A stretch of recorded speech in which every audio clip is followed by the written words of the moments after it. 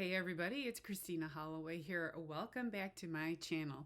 Today we're going to talk about how to have a difficult conversation with coworkers who are rude and or difficult to deal with. There is a framework that will help you get out of reactive mode and into responsive mode, and that's what I'm going to talk about today. Also, this year, I'm sharing 12 leadership metrics that will help you succeed in your career. This is pretty much a full framework for how to develop your skills to build your career. This month, we're talking about effective communication strategies. You can catch up on all the videos in the playlist on my YouTube channel. Everything is linked below in the description. And communication is so important that it also has its own playlist, which I've called the Communication Toolkit. Make sure to check it out. Real quick, if you enjoy this content and want to learn more about how to make power moves in your career, make sure to follow my channel and hit the notification bell so you never miss a video from me. All right, so let's get started. Number 1, remain calm and composed. I'm going to talk about one particular scenario that I get a lot, and that's the person who interrupts you, showboats, tries to make you look stupid or make themselves look smarter than you, and is an otherworldly pain in the butt. Now, these techniques are known as antics. It's nonsense behavior that's intended to intimidate you or keep you quiet, but the ultimate result is that this person comes off looking really bad and ultimately deeply insecure. My favorite one is when they interrupt you in a meeting. It's happened to me plenty of times. It's happened to almost everyone at one point, and it's a problem. Here are the reasons why you might see it as a problem. A person who interrupts you, especially in front of decision makers, stakeholders, or even your boss, is cutting you down in front of other people. You might perceive this as not being allowed to show your strengths and your talents when it's important. And if you feel that no one is holding that person responsible for rude behavior, because yes, someone with authority should always tell an interrupter that it's inappropriate to do that, but rarely does. Then you have to figure out how to do it yourself while always being the most professional you can. So yes, remain calm and composed. Take the emotion out of it, which is extremely hard, especially if they do it at certain times or they're hostile to you. Here we go again. Betty's going to walk us through all the details no one asked for. That would light anybody up. Take a deep breath.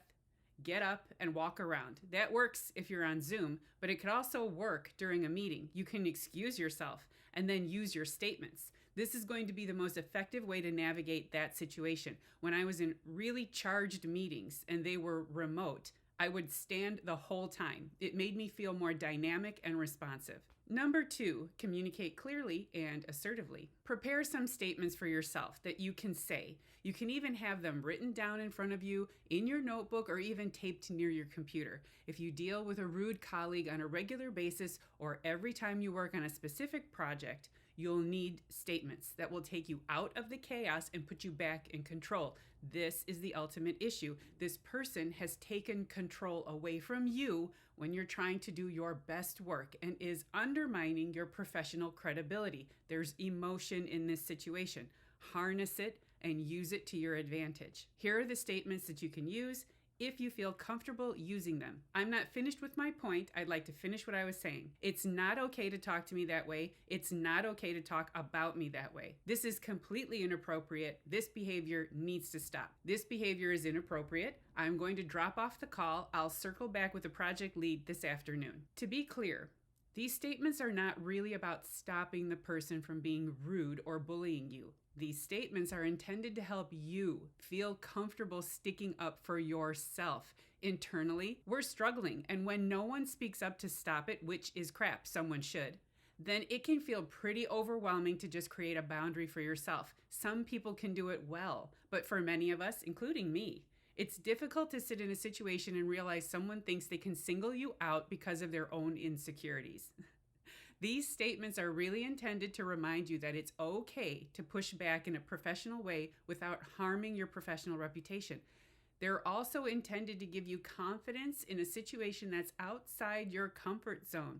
All of my frameworks are intended to help give you confidence in unfamiliar situations so you can continue to build up your skills and your professional wins. Number 3, document any incidents and share them with your supervisor. I've said this before, your boss doesn't want you to come with all your problems and ask them to deal with it. In this specific situation, in my experience, bosses tend to tell you to handle it and get back to them. They think they're giving you room to be a leader by handling difficult conversations or outright aggression toward you.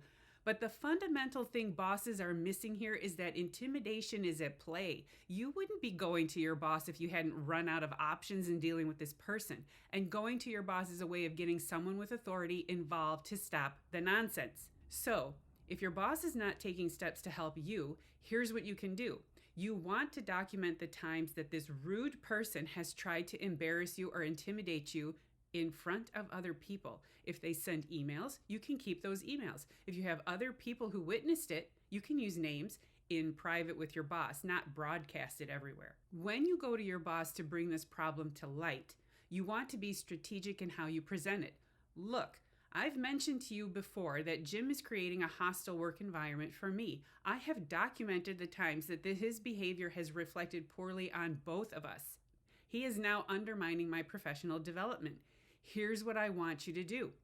Have a conversation with Jim and make sure he understands that if his behavior continues, I have a solid argument to go to HR based on my documentation. And if your boss gives you the, hey, he didn't mean it, or this isn't what I meant by handle it yourself, then you can respond with, I have tried working with this person and it's getting nowhere. If you're not going to intervene on my behalf, I'll need to get someone else involved. This is affecting my productivity, team morale, and has created an overall toxic environment, not just for me, but for the other people around us. If you feel comfortable saying those things, then yes, go ahead and say those things. If you really don't feel that statements like this will help you, then make sure to assess your current situation and act accordingly. It's okay to acknowledge that you're not in an environment that would support you advocating for yourself. Sometimes that happens. Here's the thing, about 50% of the time, a boss will intervene. And the other 50% of the time, it's political. There's a reason that boss won't get involved. And it usually has to do with hierarchy, authority, and power.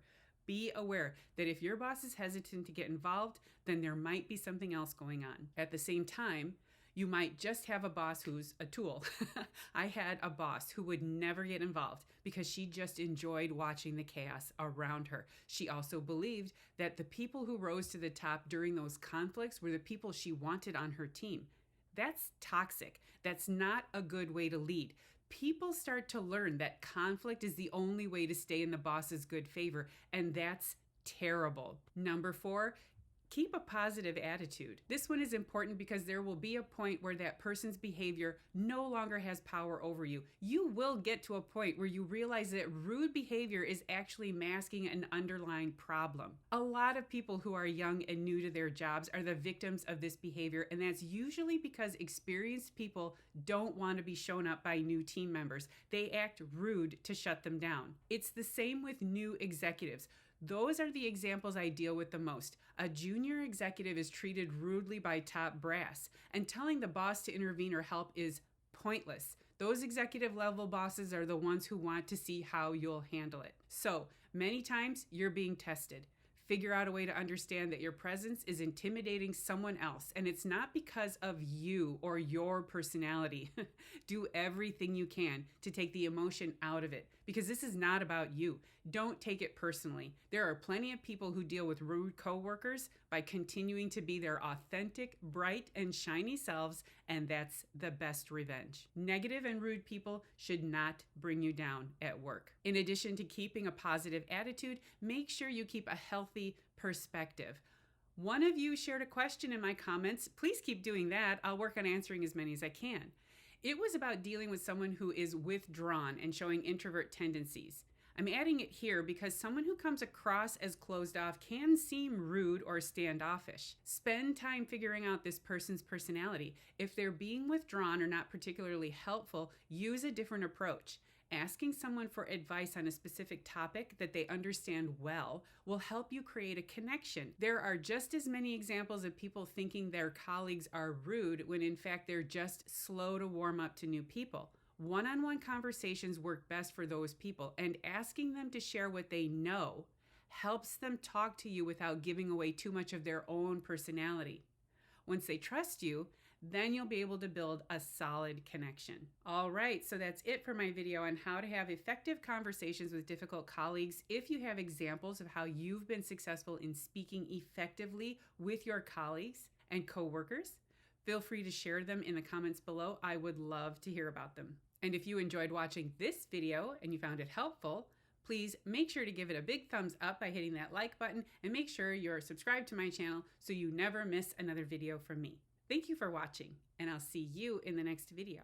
Bye.